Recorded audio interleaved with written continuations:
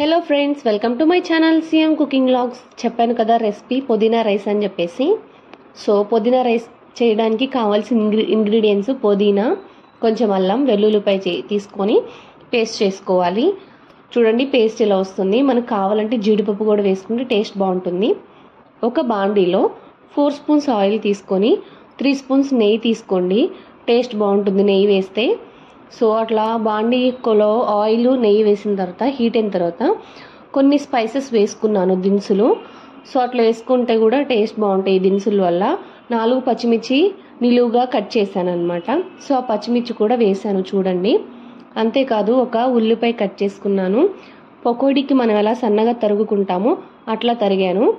So అట్లా cut చేస్తేనే మగ్గి టేస్ట్ బాగుంటుందండి. సో అట్లా వేసిన తర్వాత కలపాలి. సో కొంచెం మగ్గుతుంది అనమాట. అది మగ్గిన తర్వాత కొంచెం కొత్తిమీర వేసుకోవాలి, ఎందుకంటే దాని ఫ్లేవర్ కూడా బాగుంటుంది రైస్కి బట్టి. సో అవి కూడా కొంచెంసేపు మగ్గాలి. చూసారా, అవన్నీ వేసుకున్న తర్వాత అట్లా కలిపిన తర్వాత మగ్గిన తర్వాత ఏదైతే మనం ముందుగా చేసుకున్న పేస్ట్ అయితే ఏదైతే ఉందో ఆ పేస్ట్ని తీసుకొని మనం బాండీలో వేసుకోవాలి.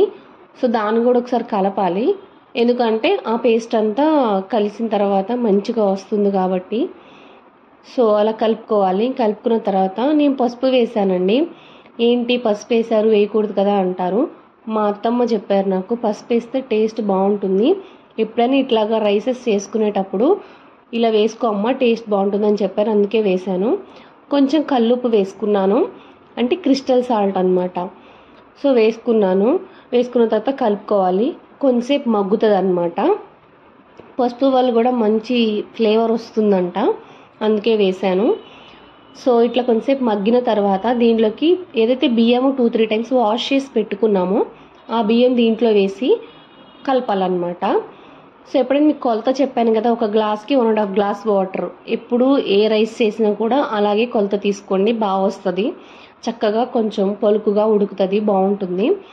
సో అట్లా రైస్ వేసుకున్న తర్వాత మనం కలుపుకోవాలి. అట్లా కలుపుకున్న తర్వాత కొంచెంసేపు 5 మినిట్స్ ఉంచాలన్నమాట. అంతా కలిసేలా కలుపుకుని 5 మినిట్స్ ఎందుకు అలా ఉంచాలి అంటే కొంచెం రైస్ అనేది ఫ్రై అవ్వి మంచి ఫ్లేవర్ వస్తుందంట, మా అత్తమ్మ చెప్పారు. సో తర్వాత దీంట్లోకి నేను ఏ గిన్నెతో అయితే రైస్ తీసుకున్నా ఆ గిన్నె 1.5 గిన్నె వాటర్ తీసుకొని పోసాను.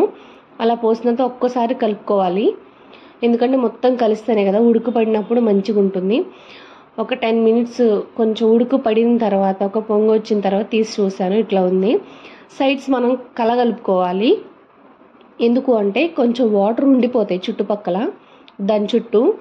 సో అందుకని ఆ వాటర్ అన్ని ఇదైపోయి మళ్ళీ మంచిగా ఉడకాలని చెప్పేసి జస్ట్ లైట్ కదిలించుకోవాలి. అలా కదిలించిన తర్వాత మంచిగా ఉడుకుతుంది అనమాట. ఎక్కువసేపు కలిపితే ఆవిరిపోయి రైస్ కూడా ఉడకదు.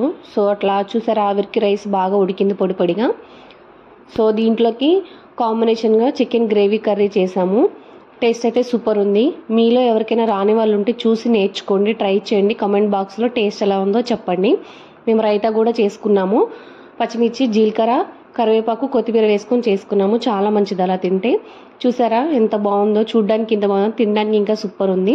మరిన్ని వీడియోస్ కోసం నా ఛానల్ని సబ్స్క్రైబ్ చేయండి, షేర్ చేయండి, లైక్ చేయండి. మీకు నచ్చినట్లయితే ట్రై చేయండి. సూపర్ టేస్టీ రెసిపీ అండి.